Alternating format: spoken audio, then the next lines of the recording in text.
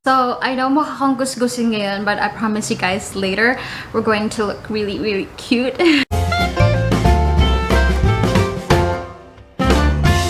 So for today's video, I'm going to show you how I do my faded eyeliner look. Well, makikita niyo naman siguro sa thumbnail yon. There's so many tips and tricks on how to do it, but I'm just gonna show you how I do mine. Okay, so let's get started. Unahin ko na yung eyes, and maglalagay muna ako ng primer. Well, basically, it's the foundation that I'm going to use later, which is yung Sun. So, primer. The eyeshadow palette I'm going to use today is from Vice Cosmetics X BT21. This is what it looks like. And then, first I'm going to do is, babasain ko lang pala yung brush. Then I'm going to get yung brown eyeshadow. Ito pala yung brush natin, you guys. A thin brush. And then what I'm going to do is, gagawa na ako ng outline on how I want my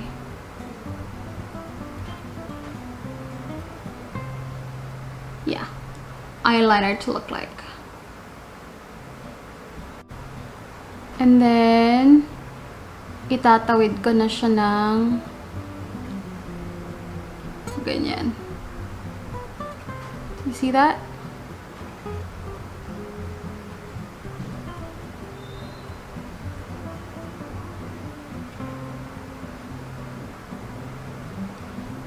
Again, I'm just using an eyeshadow.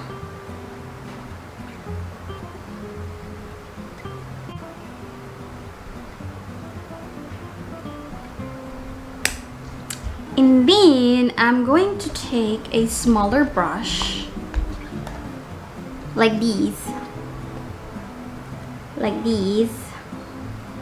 Ayan. May stain na siya ng eyeshadow.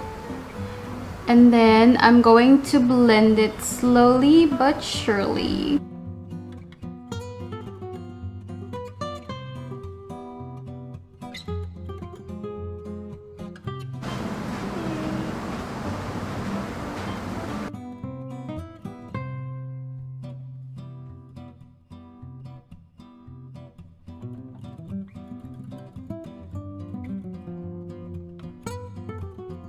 Now, it doesn't have to be perfect kasi lilinisin din natin tong outer side. Pero ang importante is mag-build up ng darker shades malapit dun sa inner corners.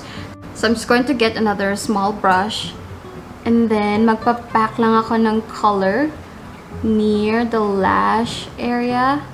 So, ganun lang yun, paulit-ulit. Pack color, blend, pack color, and then blend.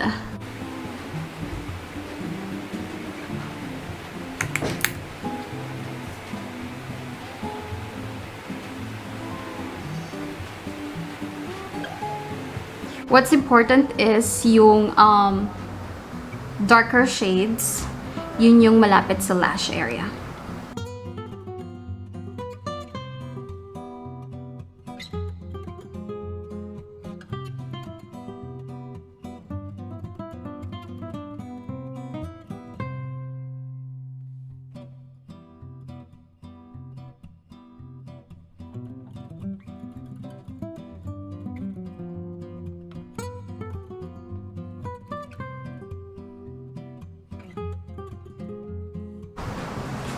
So, hello to my husband and to my baby.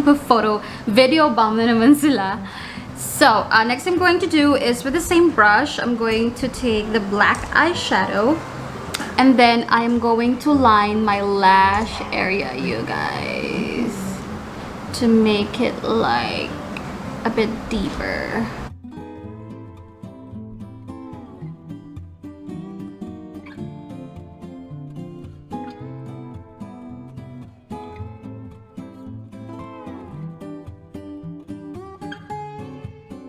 Again, blend.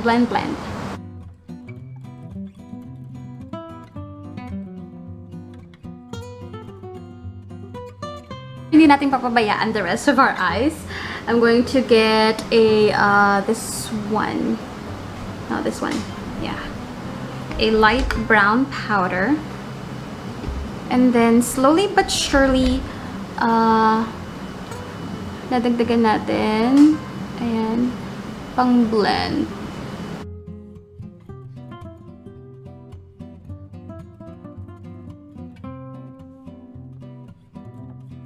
Then, I'm going to get a fluffy brush. And then, dun din. But like, really tap the excess. Kailangan super duper light. And I am just going to swoop it sa rest of my eyeshadows.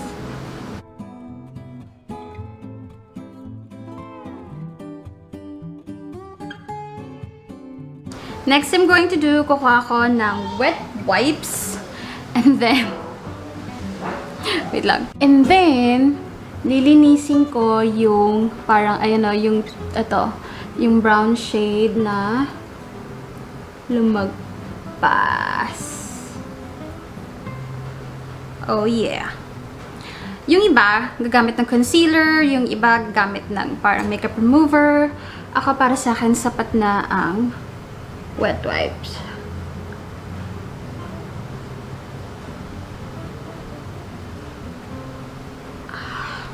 Para mas vava-voom, I'm going to use itong Taiwan lashes. And you guys, these lashes, these are so underrated. Lalo na yung itong ganito kaano Ayan, ganyang kakapal. Because this is the most natural looking lashes and most affordable, you guys. So, okay, I'm just gonna put this on off cam. Ayan. So, yung pinakamahaba na yon ang ilalagay ko. And then, medyo like sa bandang dito na. Kasi sometimes, yung pag-abot dito yung false lashes, ang hirap idikit, day. Talagang umaangat siya. You can't do anything about it.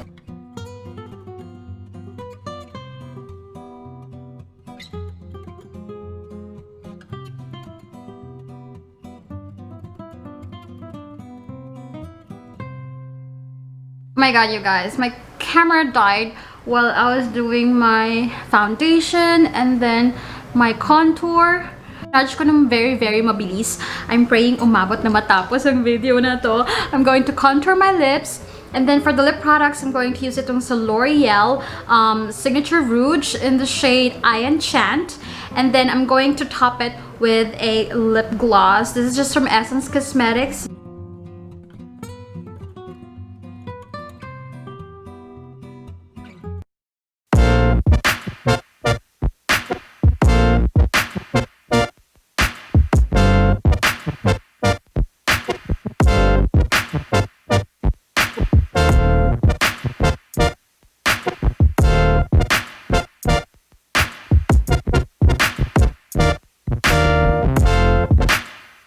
Guys, so I'm so sorry. Ang dami kong parts na na-miss because I have a problem with my battery right now and it's almost dying again. So, yeah, that completes this video for today. Sana nag-enjoy kayo with my very, very quick, super simple tutorial on how I do, personally, how I do yung parang faded eyeliner or like smoked eyeliner. But yeah, I hope you enjoyed today's video, guys. Thank you so much for watching and please do stay safe, alright?